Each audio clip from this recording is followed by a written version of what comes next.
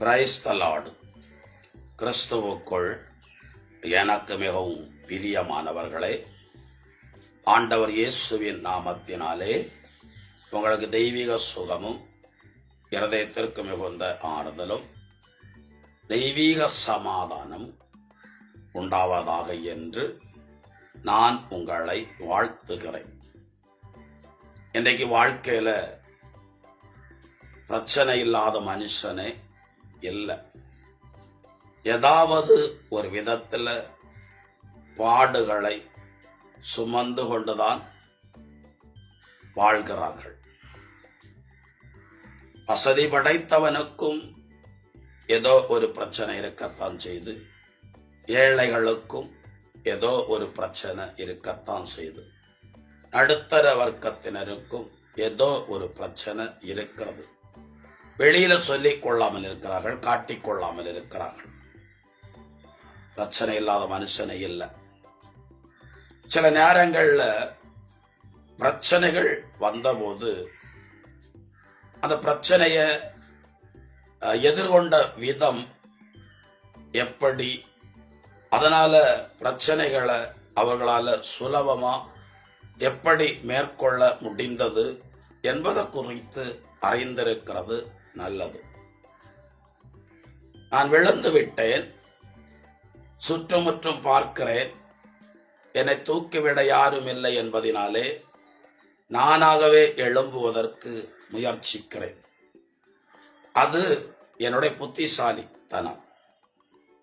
நான் விழுந்து கிடந்தா அப்படியே கிடக்கிறது என்னிடத்துல ஞான குறைவு அல்லது நான் ஒரு சோம்பேறி, அப்படித்தான் சொல்ல வேண்டும்.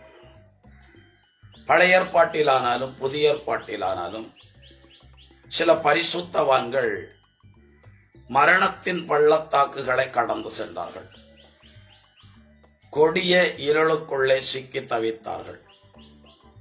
அதுல எல்லாம் வெளியிலிருந்து சப்போர்ட் வந்து, வெளியிலிருந்து சிலர் ஆதரவு கொடுத்து அப்படி எதுவும் பிரச்சனையிலிருந்து விடுதலை ஆகவில்லை.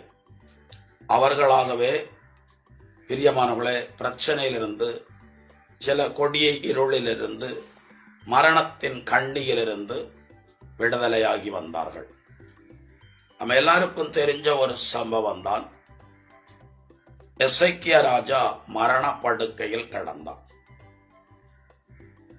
ஆனா அவன் எப்ப மரிப்பான் அது அவனுக்கு தெரியாது. ஆனா சரீரத்தில் ஒரு கொடிய வியாதி, அதனால மரித்து போவது நிச்சயம் என்று மட்டும் அவன் அறிந்திருந்தான்.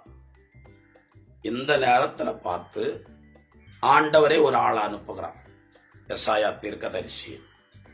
உன் வீட்டு காரியத்தை ஒழுங்குபடுத்து, உன் வியாதியிலிருந்து நீ பிழைக்க மாட்டாய் என்று ஆண்டவர் சொல்லுகிறார் என்று சொன்னார்.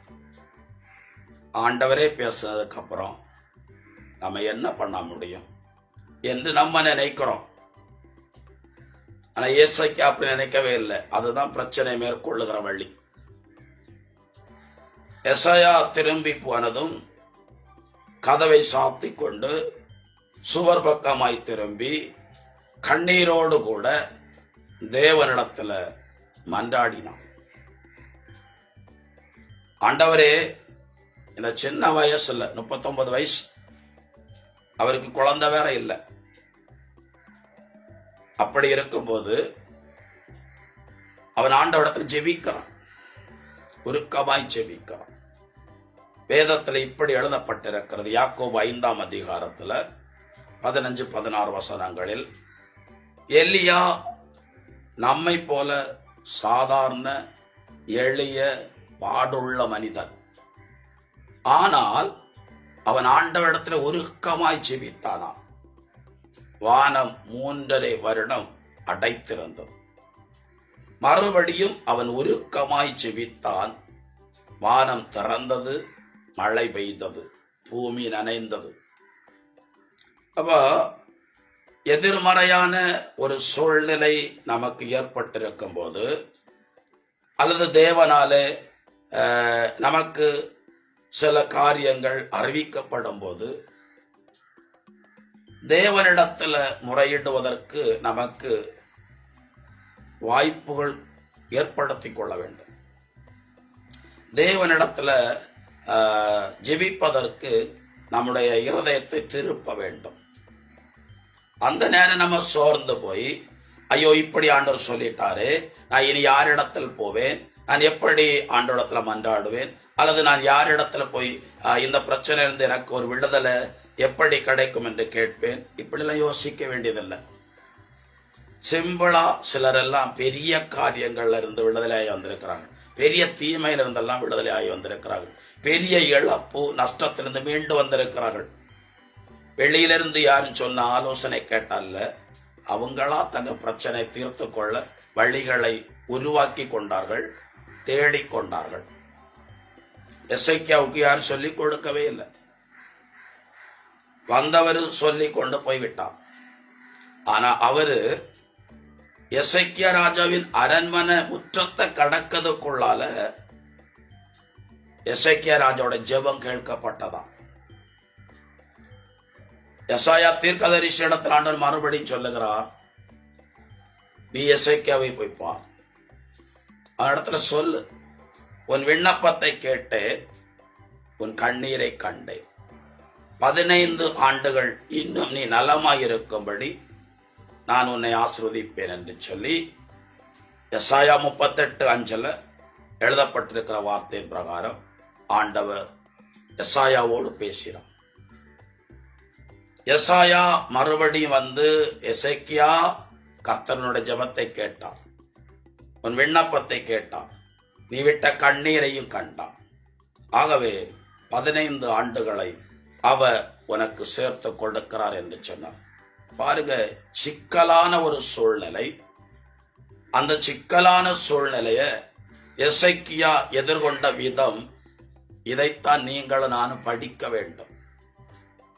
வாழ்ந்தது போதும் என்று வல்லமையான தீர்க்கதரிசிகள் தேவனிடத்தில் ஜெபித்தார்கள். அதுல முதல் ஆளு மோசே, 2வது ஆளு எலியா, 3வது ஆளு யோனா. இதன் நடுவில்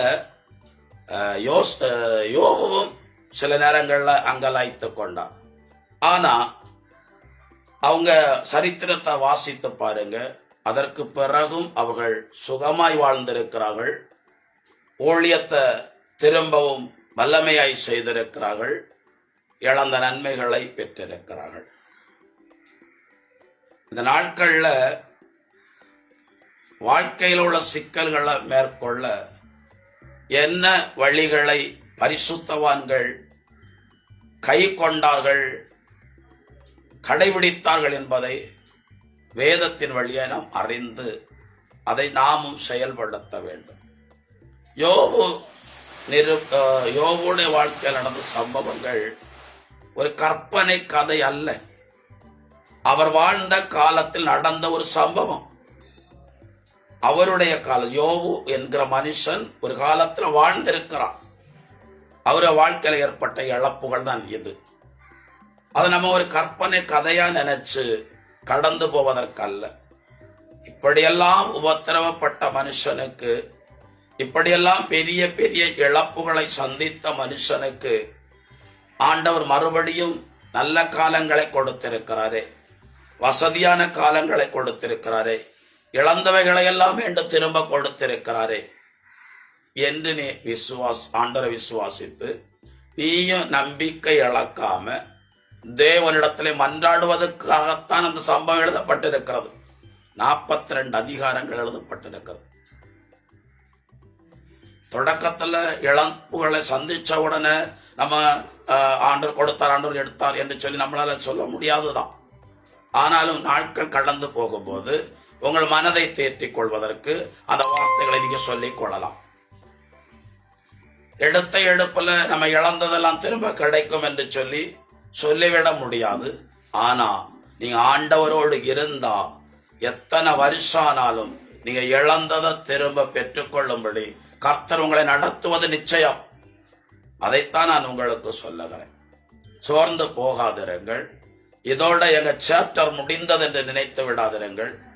அவநம்பிக்கையோடு அவிசுவாசத்தோடு இனி உள்ள காலத்தை ஏதோ நடக்கிறது போல நடக்கட்டும் அப்படி நினைத்துக் கொள்ளாதிருங்கள். உங்களை நீங்கள் கசந்து கொள்ளாதிருங்கள். புரியுதா நான் சொல்லுது? பைபிள்ல ஒரு வசனம் இப்படி இருக்கிறது. திருப்பாடல்கள் 84 அதிகாரம் 6வது வசனம். அழுகையின் பள்ளத்தாக்கை உருவ கடந்து செல்லும் போது அதை அவர்கள் நீரூற்றாய் மாற்றிக்கொள்வார்கள். நீங்க தான், நான் தான் ஒரு அழுகை என்கிற பள்ளத்தாக்க உருவ கடந்தாலும் அதை களிப்பான நீரூற்றாய் மாற்றிக்கொள்வது நானும் நீங்கள் தான். அதாவது செங்கடல் அதை ஆண்டவர் இரண்டா பிரித்து அதன் நடுவே இஸ்ரவேல் ஜனங்களை நடத்த விரும்புகிறார். ஆனால் அதை அவர் உடனே செய்யவே இல்லை. அதை மோசையை கொண்டு செய்கிறார். மோசே உன்னுடைய கைகளில் இருக்கிற கோல செங்கடலுக்கு நேராய் நீட்டு, நான் அதை ரெண்டாய் பிளப்பேன் என்றார். அப்ப நம்ம வாழ்க்கையில் உள்ள பிரச்சனைகளுக்கு ஆண்டவரிடத்துல முடிவு இருக்கிறது. நம்முடைய எல்லா சூழ்நிலைகளிலும் அதற்குரிய பதில் அவரிடத்தில் இருக்கிறது, பரிகாரம் அவரிடத்தில் இருக்கிறது. நான் கஷ்டப்படுகிறேன் என்பதற்காக வாதறக்காம உட்கார்ந்து இருந்தா நான் உட்கார்ந்த நிலையில தான் உட்கார்ந்து இருக்க வேண்டும். நான் வாதறக்கணும். அப்ப ஆண்டவர் பதில் கொடுப்பான். சொல்லுவாங்க பொதுவா, அவன் இப்படி சொல்லுவாங்க, பசி தாகம் இல்லாத ஒரு ஒட்டகத்தை நீர்நிலைகளை கொண்டு போய் விட்டாலும் அது தண்ணி குடிக்காதான்.